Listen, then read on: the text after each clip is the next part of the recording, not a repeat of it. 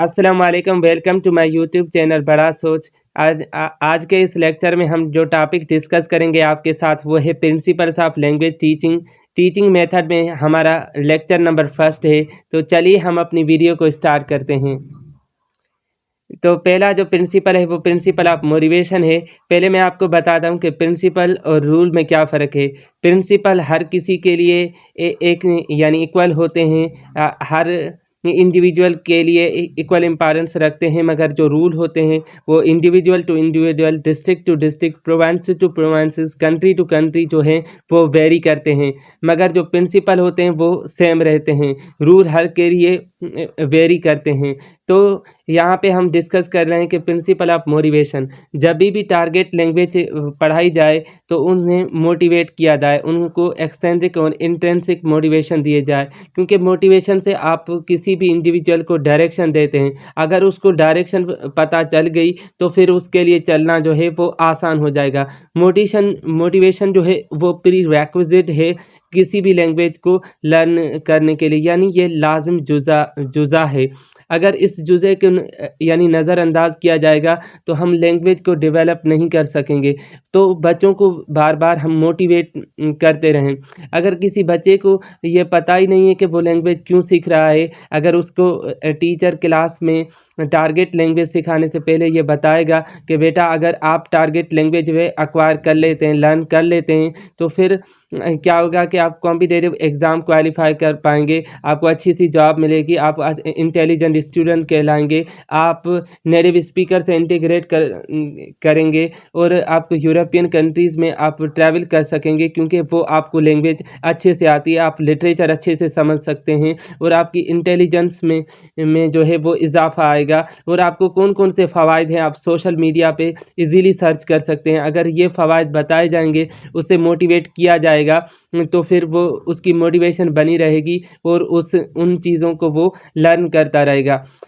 तो मोटिवेशन को डेली दिया जाए, क्योंकि एक दफ़ा मैं एक मोटिवेशनल स्पीकर को सुन रहा था, तो वो कहते हैं कि मेरे पास एक शख्स आता है, मुझसे पूछता है कि सर जब भी आप हमें मोटिवेशन देते हैं तो हम बहुत एनर्जाइज हो जाते हैं, मगर कुछ दिनों के बाद वो मोटिवेशन ख़त्म हो जाती है, तो उसका क्या रीज़न है। तो मैंने हंसा और उसको जवाब दिया कि मुझसे एक बंदा आता है और पूछता है कि सर मैंने एक बार नहाया था, मगर तकरीबन 8-10 दिन हो गए हैं, मगर मेरे जिस्म से बदबू आती है। तो उसके लिए ये जवाब होगा कि उसको खुशबूदार और उसके जिस्म से खुशबू आए, उसके लिए ज़रूरी है कि उसे डेली नहाना पड़ेगा।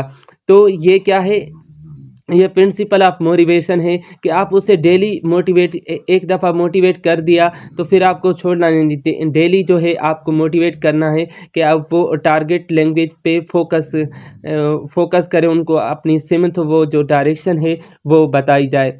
तो दूसरा हम प्रिंसिपल पढ़ेंगे वो प्रिंसिपल ऑफ हैबिट फॉर्मेशन है, क्योंकि लैंग्वेज जो है जब तक आपकी हैबिट नहीं बनेगी, आप रेगुलर प्रैक्टिस नहीं करेंगे, तब तक वो लैंग्वेज जो नहीं आएगी। आपको हैबिट बनानी पड़ेगी। किसी भी लैंग्वेज को मास्टर करने के लिए आपको डेली जो है प्रैक्टिस जो है वो रिक्वायर्ड होती है, ठीक है। जब हम मदर लैंग्वेज जो एक्वायर करते हैं तो अनकॉन्शियसली हमारी हैबिट बन जाती है, मगर जब टारगेट लैंग्वेज की बात आती है तो हमें कॉन्शियसली उसके लिए एफर्ट करनी पड़ती है एक सिस्टमेटिक वे में। अगर उस सिस्टम के तहत हम चलेंगे तो फिर टारगेट लैंग्वेज में हमारे लिए एफिशिएंसी हासिल करने के लिए कोई भी दिक्कत नहीं रहेगी, हम जल्दी जो है एफिशिएंसी एक्वायर करेंगे।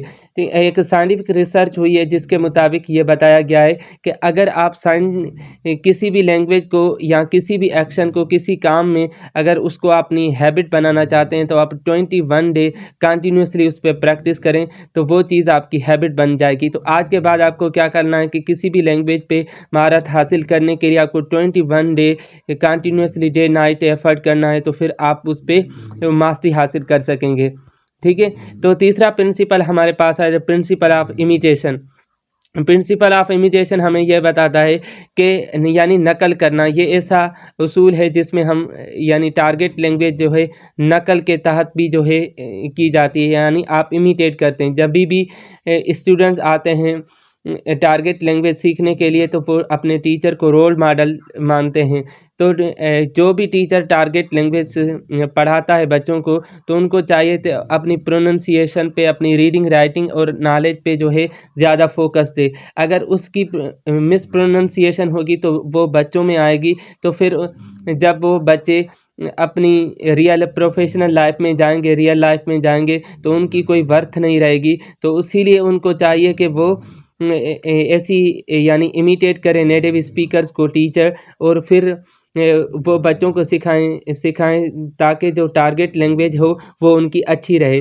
मगर कुछ ऑथेंटिक जो सोर्सेज हैं वो बच्चे खुद भी फॉलो कर सकते हैं। वो ऑथेंटिक सोर्सेज जैसे टेप रिकॉर्डर है, बच्चे उनको सुन सकते हैं, क्योंकि वो तो वहाँ पे नेटिव स्पीकर बात करते रहते हैं। जैसे BBC न्यूज़ है, रेडियो है, TV शोज़ हैं, ग्रामोफोन्स हैं, पॉडकास्ट। अब तो सोशल मीडिया का दौर है, आप यूट्यूब पे कई चैनल्स जो हैं वो आप सुन सकते हैं, वहाँ पे नेटिव स्पीकर बोलते हैं, आप उनको कॉपी करें तो आप टारगेट लैंग्वेज पे महारत हासिल कर सकते हैं। और चौथा जो प्रिंसिपल है वो principle of practice and drill. तो प्रैक्टिस और ड्रिल बहुत ही ज़रूरी है। आपने ये प्रोवर्ब सुना होगा कि प्रैक्टिस मेक्स मैन परफेक्ट। हम परफेक्ट तो नहीं हो सकते, मगर टारगेट लैंग्वेज में हम बेटर हो सकते हैं, किसी भी लैंग्वेज, क्योंकि लैंग्वेज जो होता है वो life long process of learning होता है। तो प्रैक्टिस मेक्स मैन बेटर। तो आप दिन ब दिन देखेंगे, आप अगर डेली प्रैक्टिस करेंगे तो आपकी परफॉर्मेंस दिन ब दिन निखरती जाएगी। ठीक है। और आपको पता है कि लैंग्वेज जो है हैबिट फॉर्मिंग प्रोसेस है, और हैबिट तब आएगी जब आप डेली उसको प्रैक्टिस करेंगे। और रिपीटेशन से क्या होता है कि वो चीज़ें हमेशा के लिए आपकी लॉन्ग टर्म मेमोरी में वो सेव हो जाती हैं। रिपीटेशन में बरकत भी है। आप अगर इस्लामिक पॉइंट ऑफ व्यू से देखें तो अल्लाह ताला ने कुरान करीम में ये क्यों फरमाया है कि आप कुरान को साल में कम से कम 2 ख़त्म उनके पूरे करें। और 5 दफ़ा अल्लाह ताला ने नमाज का क्यों ज़िक्र दिया है, क्योंकि इसमें आपकी कनेक्टिविटी रहती है, और खुदा का खौफ, वो जो सूरा और आयात जो होती हैं और कमांडमेंट अल्लाह ताला की, वो आपके जहन में रहती है। तो आप बार बार उसे जब दोहराते रहते हैं, रिपीट करते रहते हैं, तो वो आपकी लॉन्ग टर्म मेमोरी में सेव हो जाती है और कभी आप भूलते नहीं।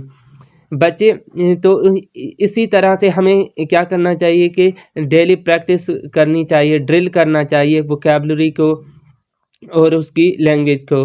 ठीक है।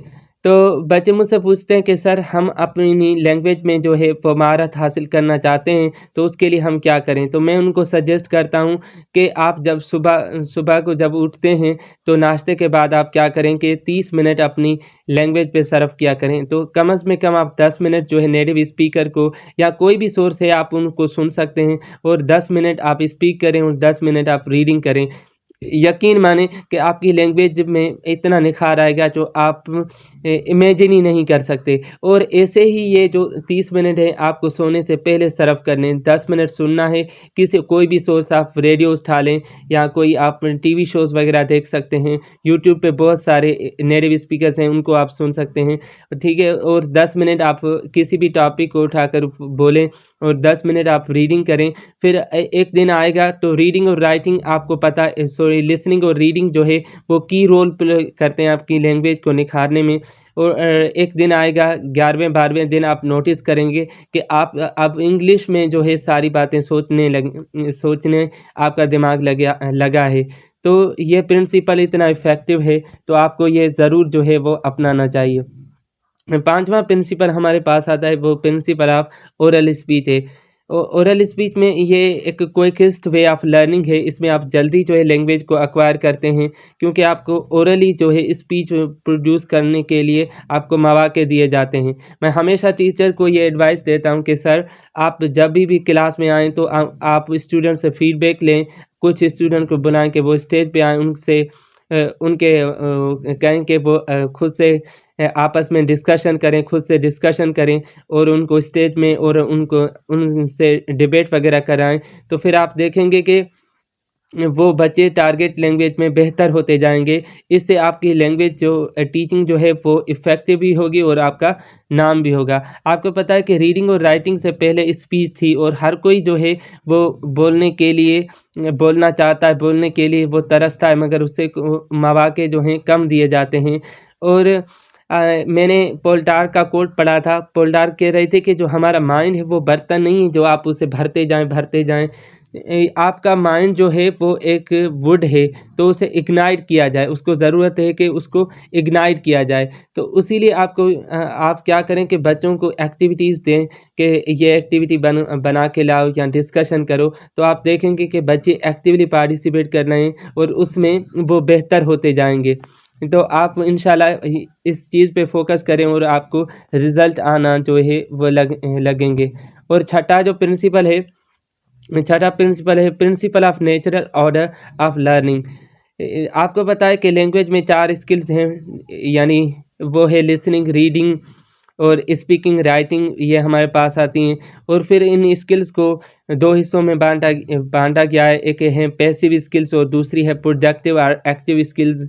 ठीक है, तो हाँ, पैसिव स्किल्स में हमारे पास लिसनिंग और रीडिंग आती है। प्रोडक्टिव स्किल्स में हमारे पास स्पीकिंग या और राइटिंग आती है। आपको पता है कि जब बच्चा इस दुनिया में आता है तो सबसे पहले जो उसकी स्किल्स होती है वो लिसनिंग स्किल डेवलप करता है, और फिर कुछ मंथ्स के बाद या 1 साल के बाद फिर वो क्या करता है, कूइंग करता है 6 मंथ के बाद, और उसके बाद बेबलिंग, फिर 1 वर्ड 2 वर्ड, फिर लॉन्ग अटरेंसेस जो है वो प्रोड्यूस करता है। यानी पहले लिसन करता है, फिर स्पीक करता है, और उसके बाद जब स्कूल में जाता है तो उसकी रीडिंग स्टार्ट होती है, जैसे अलफ बा ता सा, ऐसे वो सीखना शुरू करता है। और उसके बाद ये जो क्या है नेचुरल ऑर्डर, और उसके बाद उसकी राइटिंग आती है। जब हम टारगेट लैंग्वेज सिखाते हैं तो ये बात जो है वो भूल जाते हैं।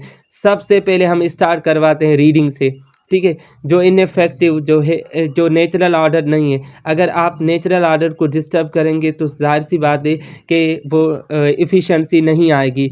तो हम रीडिंग से स्टार्ट करवाते हैं, फिर राइटिंग की तरफ, और फिर उनको कहते हैं कि आप स्पीक करो। लिसनिंग का कोई एक्सपोजर देते ही नहीं, और फिर कहते हैं कि 16 साल की तालीम आपने हासिल कर ली मगर आपको लैंग्वेज जो है बोलना नहीं आएगी। भाई, जो बोलना तब आएगा जब आप उसको नेचुरली एक्सपोजर देंगे, तो फिर उसको जो है बोलना आएगा। आप लिसनिंग से स्टार्ट करें, फिर स्पीकिंग, फिर रीडिंग, फिर राइटिंग की तरफ जाएंगे तो उन बच्चों में जो है वो एफिशिएंसी आएगी। ठीक है, सातवां प्रिंसिपल कहता है कि principle of using mother tongue. तो बहुत सारे लिसानात के माहिर हैं, वो कहते हैं कि वो मदर टंग का इस्तेमाल करते हैं। वो कहते हैं कि टारगेट लैंग्वेज एक्वायर करने में आप मदर टंग का थोड़ा सा इस्तेमाल ज़रूर करें, क्योंकि इसमें आप फॉरेन लैंग्वेज को बआसानी से जो है वो एक्वायर कर सकते हैं। एक कोट है कि जो भी लैंग्वेज आप सीखते हैं उसमें कोई स्टोरी शेयर हो रही हो, या कोई बात कोई कर रहा हो, या लेक्चर हो, कोई भी चीज़ आप सुन रहे हो, तो वो बात आपके दिमाग में जाएगी। मगर जो चीज़ आपने एक्वायर की हो, जैसे आपकी फर्स्ट लैंग्वेज वो मदर उर्दू हो सकती है, पश्तो, बलोची, सिंधी, कोई भी लैंग्वेज हो सकती है। जब उसको आप एक्वायर करते हैं तो फिर वो आपके दिल में जाती है। उसमें कोई भी लेक्चर हो, कोई भी बात हो, कोई भी स्टोरी कोई शेयर कर रहा हो, तो वो बात आपके दिल में जाती है। तो नेटिव स्पीकर इस प्रिंसिपल के तहत ये है कि आपको टारगेट लैंग्वेज जब एक्वायर कर रहे हैं तो थोड़ा सा आपको जो है इनपुट सहारा जो है वो मदर टंग का भी लेना चाहिए, जिससे आपकी हेल्प हो सके, मदद हो सके कि आप लैंग्वेज को अच्छे से एक्वायर कर पाएँ। तो यहीं पे हमारा lecture principles of language teaching ख़त्म होता है, और हम मिलेंगे किसी नेक्स्ट लेक्चर में एक नई वीडियो के साथ। तब तक के लिए दीजिए इजाज़त। अल्लाह हाफ़िज़। Thank you very much.